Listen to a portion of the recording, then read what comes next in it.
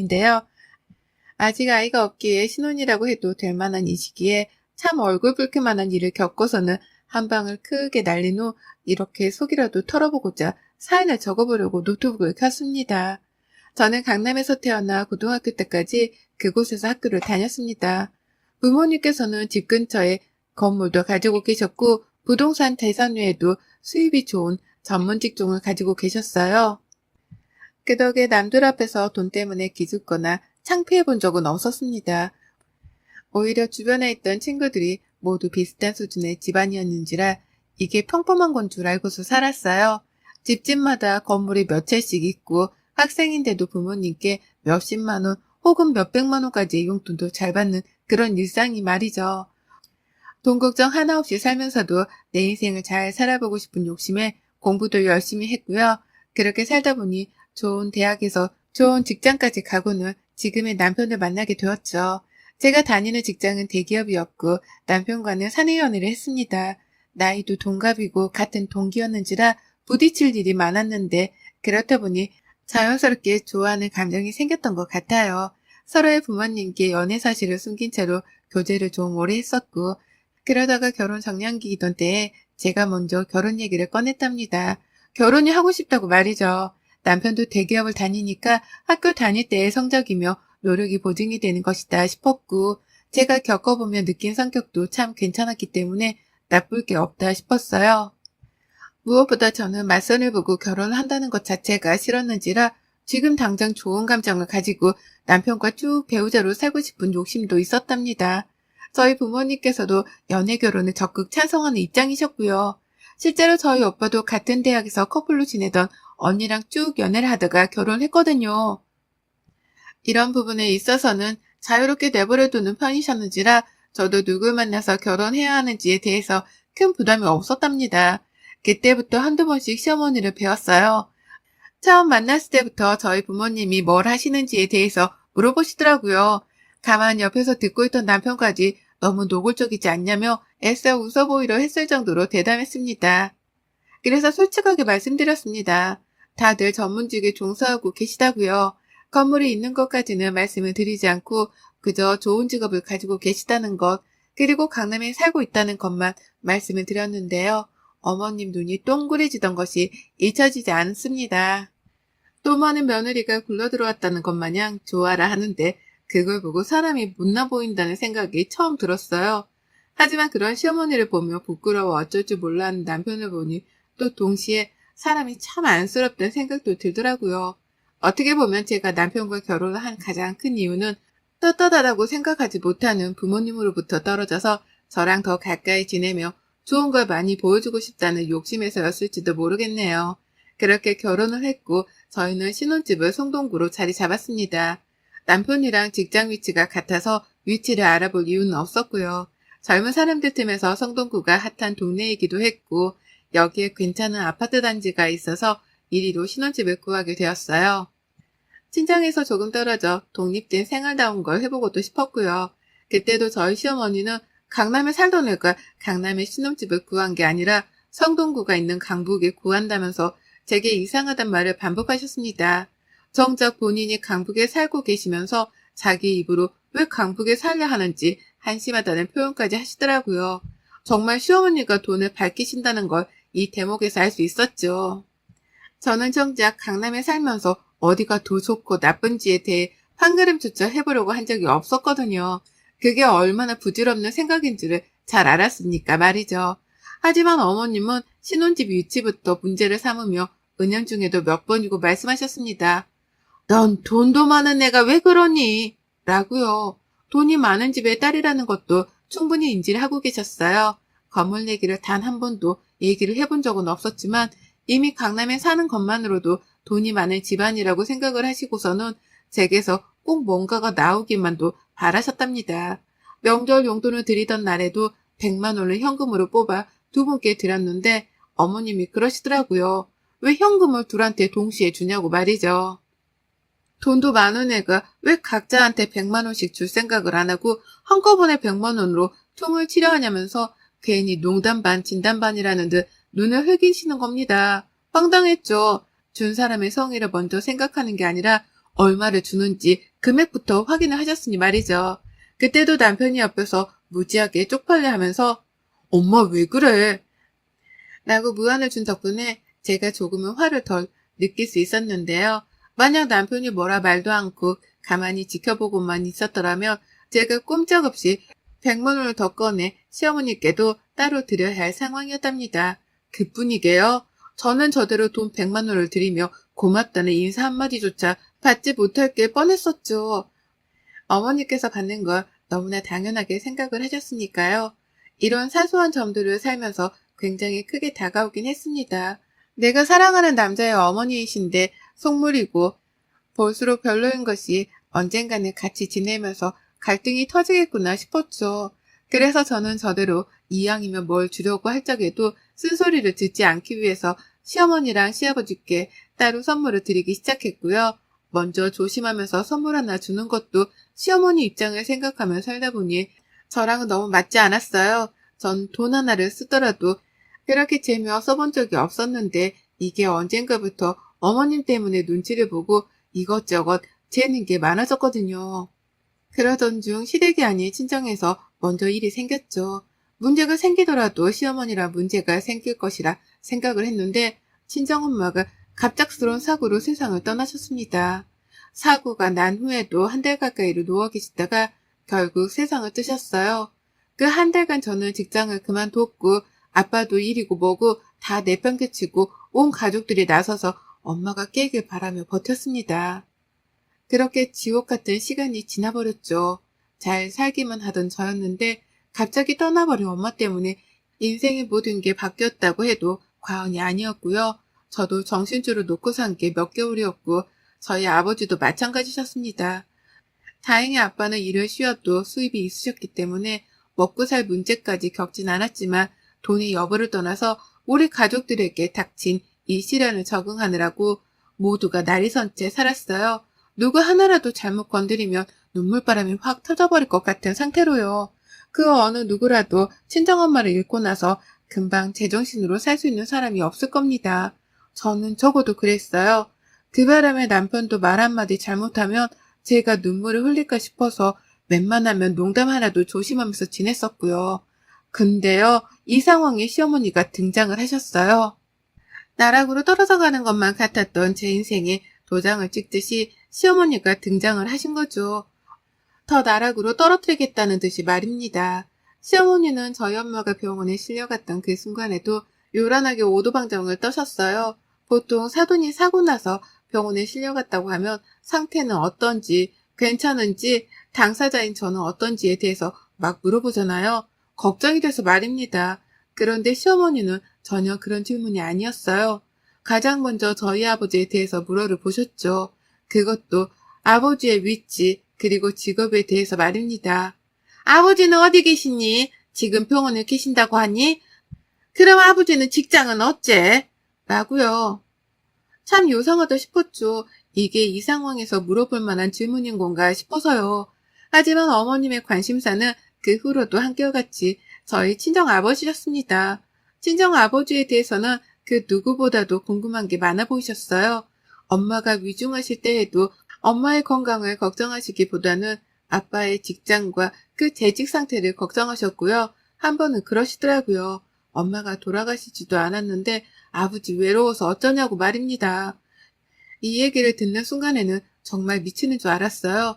이건 정말 아니지 않나 싶어서요. 하지만 어머님은 질문을 하는 데 있어서 눈치 보는 것도 없으셨고 저희 엄마가 급기야 돌아가시자 본격적으로 본색을 드러내셨답니다. 외로워서 어쩌냐고 물어보고 걱정하던 저희 아버지 옆에서 새로운 배우자를 알아보기 시작하신 거죠. 사별한 지 얼마나 되었다고 벌써 말입니다. 한 번은 유난스럽게 아버지 나이가 어떻게 되냐며 문자를 하더니 전화까지 하시더라고요. 왜 그러냐 물어보니 동문서답으로 대답을 하시면서 아버지 띠까지 물어를 보시는데 이게 뭐 때문인가 싶었습니다. 그런데 얼마 지나지 않아 알았어요. 시어머니의 의도는 바로 자신의 여동생을 저한테 소개시켜주는 것이라는 걸 말입니다. 저한테는 시이모님이신 그분을 감히 어디다 대고 저희 아버지한테 소개를 시켜주려고 했던 거더라고요. 교통사고로 와이프를 잃고 힘들어하는 저희 아빠한테 말입니다. 아버지 나이랑 띠를 물어봤던 것은 자신의 여동생이랑 합이 잘 맞는지에 대해서 확인을 하기 위해서였고요. 저한테는 조금씩 아버지가 외롭지 않겠냐는 말로 티를 내고는 계셨지만 뒤에서는 아주 계획적으로 준비를 하고 계셨더라고요. 엄마가 돌아가시고 나서부터는 처음 한두 번 외에 나머지는 모두 다 시어머니가 저희 아버지한테 바로 전화를 걸어 연락을 취하셨다고 합니다. 아버지가 이 얘기를 해주지 않으셔서 처음엔 저도 눈치를 못 채고 있었는데요. 한 번은 저희 아버지가 저한테 조심스럽게 물어를 보시더라고요. 저희 시어머니가 시아버지랑 별거라도 하고 계신 거냐고 말입니다. 너무 터무니없는 말씀에 이게 무슨 소리냐고 물어를 보니 아빠가 그러시더라고요. 나도 처음에 그냥 내가 걱정돼서 사돈이 자주 연락을 하시는 건가 싶었다. 그런데 가만 듣고를 보니 나도 기분이 더럽네. 사돈하기를 어떻게 하면 외롭냐 안 외롭냐를 이상하게 물어를 보신다니. 이 상황에 내가 누구를 소개받을 정신이 있겠냐? 근데 뭘 자꾸 소개를 시켜주겠다고 하는데 그게 자기 자신인가 싶기도 하고. 라고요. 시어머니가 저한테 하던 신뢰를 저희 아빠한테까지 범하셨던 겁니다. 직접 전화를 하신 것만으로도 화가 나는데 그렇게 전화를 해서는 아빠한테 외로움 타령을 하셨다는 거예요. 그러니 저희 아버지는 시어머니가 혹여나 시아버지랑 사이가 안 좋아서 자신한테 꼬리라도 치는 건가 싶어서 한참 말도 못한 채 속을 썩이셨다고 했고요. 그 상대가 다른 사람도 아닌 딸의 시어머니니 자칫했다가 콩가루 집안 소리를 들을까 싶어서 혼자 고민하던 걸 털어놓지도 못한 채 애를 태우셨다는 말에 제 얼굴이 다 화끈거려 죽는 줄 알았답니다. 어째 그런 짓을 하셨나 싶어서 말이죠. 그래서 당장 시어머니께 전화를 걸어 답을 듣고자 따져 물었는데요. 어머님이 그러시더라고요. 나 아니야. 나 말고 내 동생. 라고 말이죠. 자신이 아닌 자신의 여동생을 소개시켜 주려고 했다는 말을 아주 당당하게 뱉어내시는데 몸둘 바를 모르겠더라고요. 그 말이 나를 안심시켜줄 거라 생각을 하신 건지 당당하게 자신의 여동생을 사돈한테 소개를 시켜주려고 했다는 어머님의 말에 망치로 얻어맞은 듯한 기분이 들었습니다. 저게 제정신이 바뀐 사람이 할 수 있는 소리인가 싶었던 거죠. 하지만 어머님의 주장은 한결 같으셨죠. 이왕 이렇게 된 건 내 여동생을 소개시켜주건 나를 직접 소개시켜준 건 뭔 상관이냐.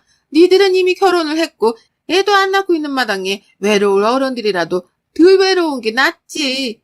라는 말씀을 하시며 저를 반복해서 황당하게 만드셨죠. 듣고 있는데 괜히 구역질에 나올 것 같이 기분이 들어왔어요. 괜히 돌아가신 우리 엄마만 억울하게 되셨구나 싶은 생각에 눈물도 났고요.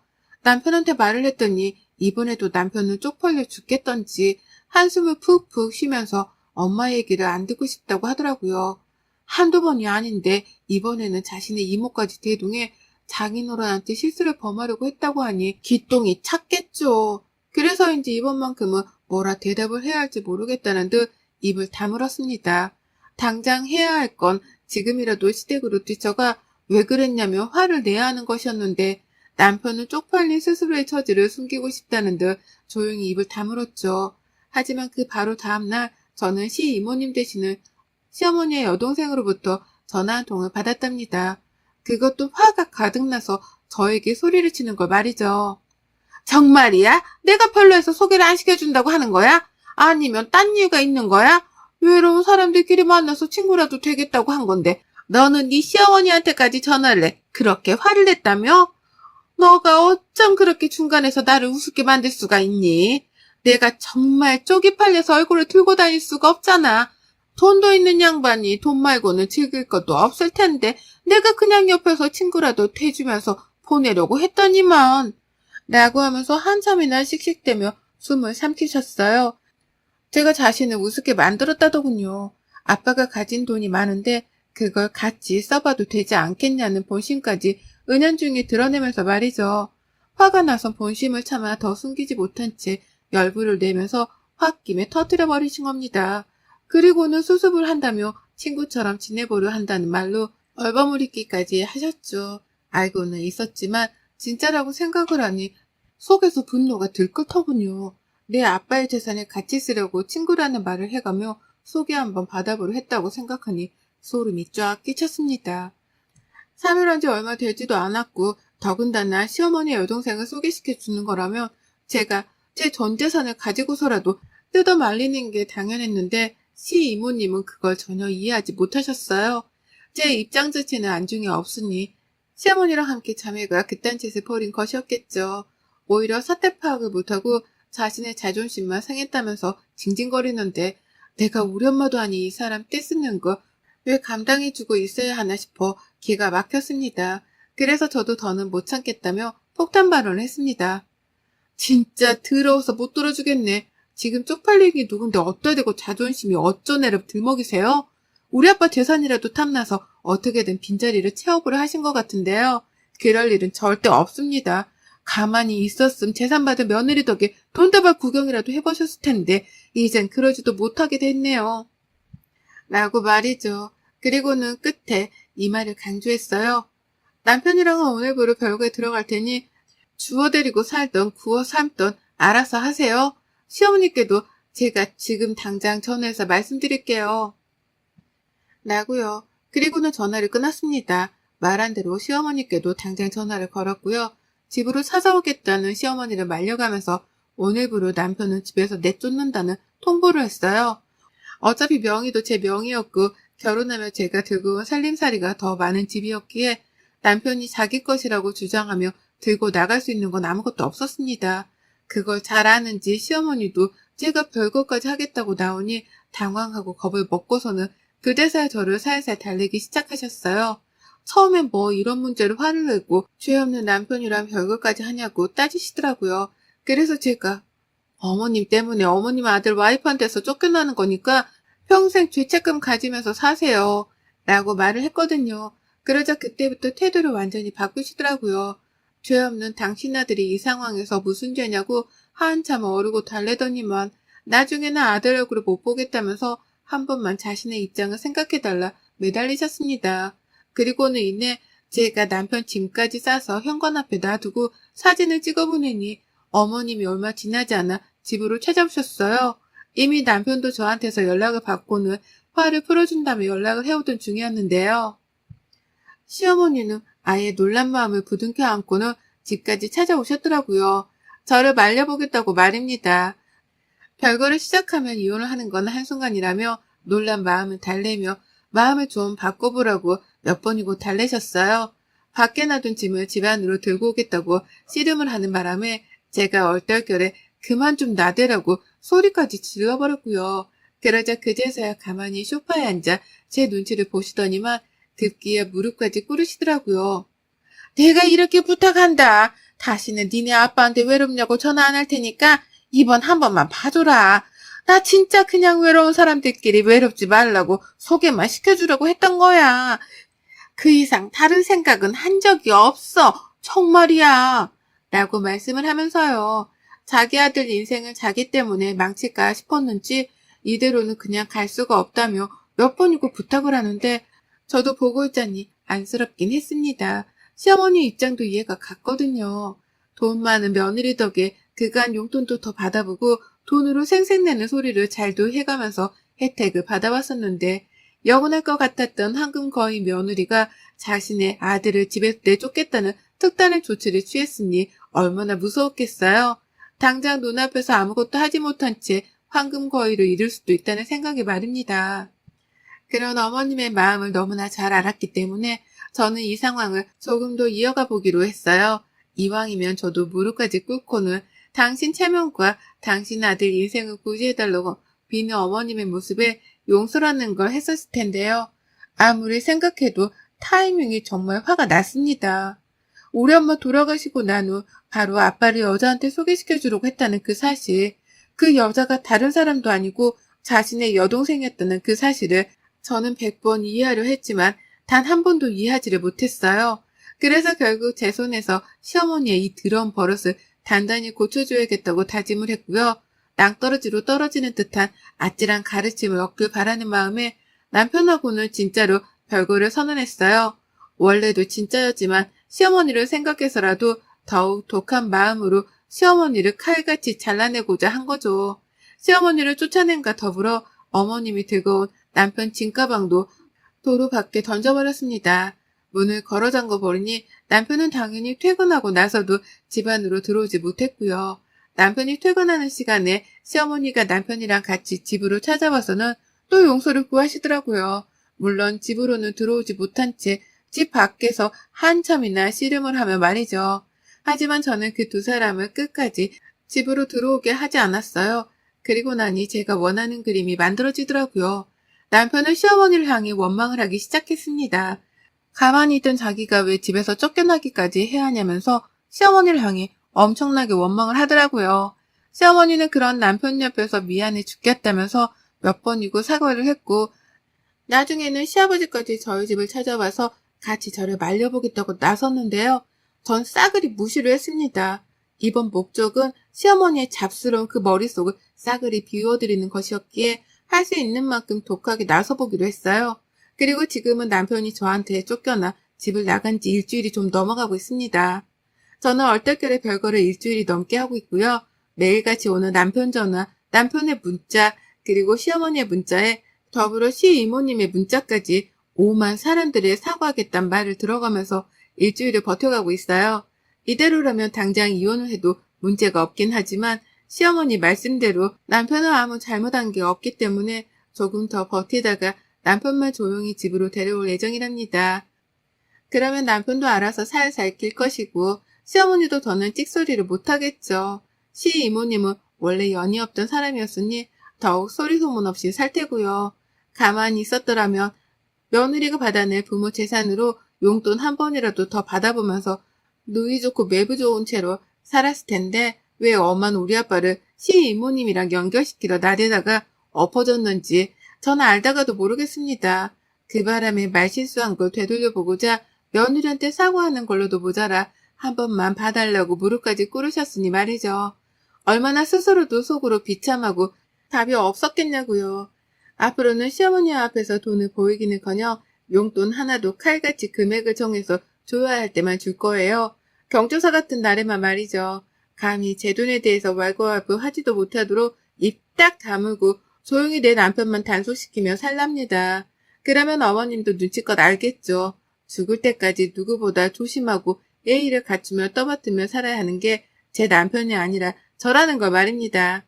아무래도 시어머니를 정신 차리게 할 이번 작전은 완전히 성공한 것 같습니다. 여러분의 생각은 댓글로 남겨주세요. 오늘도 시청해 주셔서 정말 감사합니다.